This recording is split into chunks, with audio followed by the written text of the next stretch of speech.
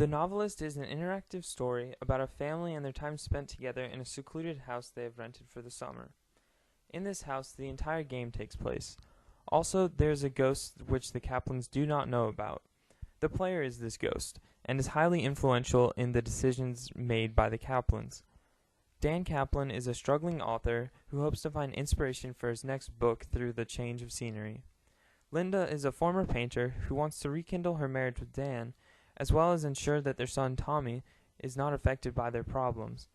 Tommy is simply a kid who desperately wants to spend time with his father.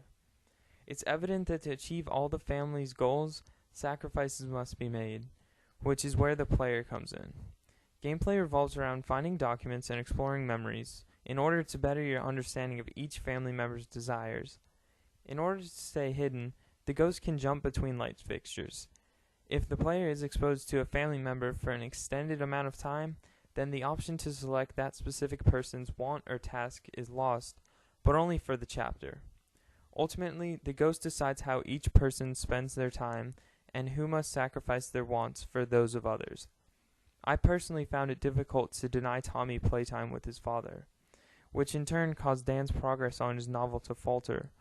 Likewise, how the player chooses to balance family time with work is an agonizing process, as I developed a sense of empathy for each character during the course of my playthrough.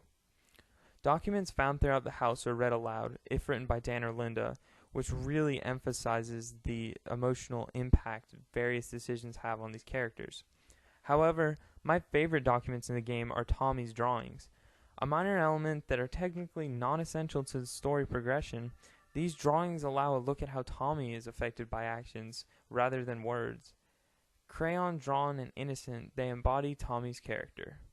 The amount of player control in terms of how the story plays out sets the Novelist apart from most other games. This amount of freedom reminds me of Heavy Rain, in which similarly the player controls ultimately the ending of the game. The major difference between the two is that Heavy Rain contains moments of heart-pounding action, while the intense moments in The Novelist come in determining who sacrifices their aspirations for the others. All things considered, there is a mystery to solve in Heavy Rain, while The Novelist is a story of a family and their experiences during one summer. The effects of chapter-ending decisions are summarized once you select a specific object, which represents a family member's preferred course of actions. This gives you a chance to continue with your selection, or back out and make a different choice.